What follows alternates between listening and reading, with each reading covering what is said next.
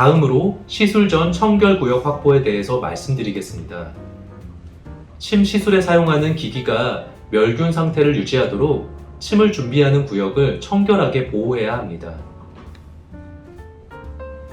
청결구역은 베드와 가까운 곳에 설치하며 일회용 멸균 제품과 알코올 수압 등 침 시술에 사용하는 기기와 제품을 비치합니다.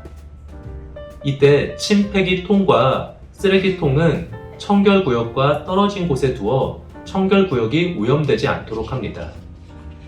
침 준비대는 매일 1회 소독하고 만약 감염 환자와 접촉한 경우에는 사용 후 소독제로 표면 소독을 시행합니다. 이제 침 시술할 때 유의해야 할 점에 대해서 말씀드리겠습니다.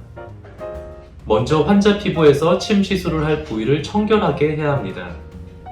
시술할 부위가 청결하다고 하더라도 알코올 수압이나 다른 소독제를 사용하여 시술할 부위를 소독할 것을 권고합니다. 알코올 수압으로 시술할 부위를 소독 시에는 한 방향으로 닫거나 나선형으로 가운데에서 바깥으로 나가게 닫고 마를 때까지 기다립니다.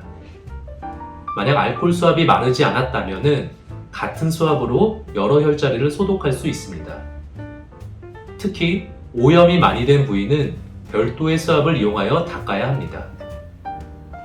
시술 부위를 소독한 후에 알코올 수압으로 시술자의 손을 소독한 후 자침 부위를 촉진하여도 됩니다. 단 이때 소독하지 않은 부위를 촉진해서는 안 됩니다. 시술자와 환자의 안전을 위하여 의료용 장갑을 착용하는 편이 좋은 경우도 있습니다. 침 시술로 다량의 출혈이 될 수 있는 부위에 시술하는 경우, 개방형 상처가 있는 환자를 치료하는 경우, 간염이나 에이즈에 걸린 환자를 치료하는 경우, 시술자의 손에 상처가 있는 경우, 기타 감염이 우려되는 상황일 경우 장갑 착용을 고려합니다.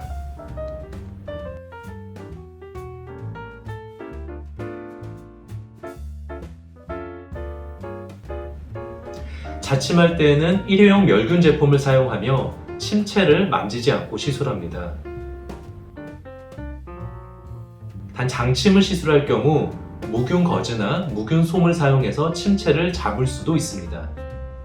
자침할 때마다 새침을 사용하여 시술합니다. 손 소독이 끝났으면 이제 침을 놓겠습니다.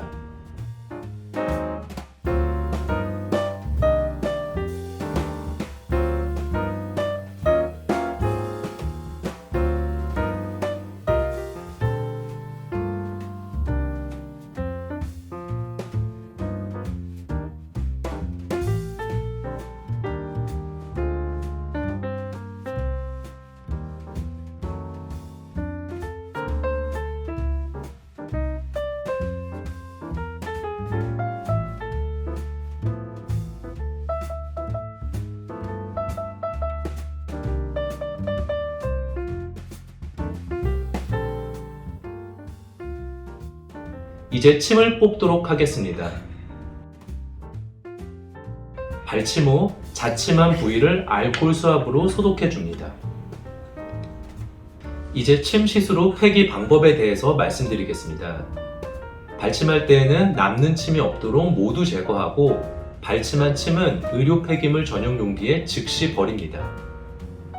발침한 후에 침을 의료 폐기물 전용 용기에 바로 넣지 않으면 침에 찔리거나 하는 사고 발생 위험이 높아지므로 주의해야 합니다.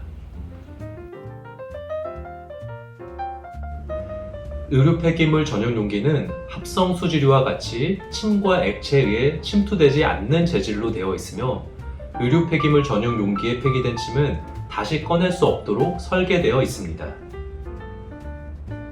마지막으로 침 시술 전체 과정에서 준수해야 하는 표준 예방 조치에 대해서 말씀드리겠습니다.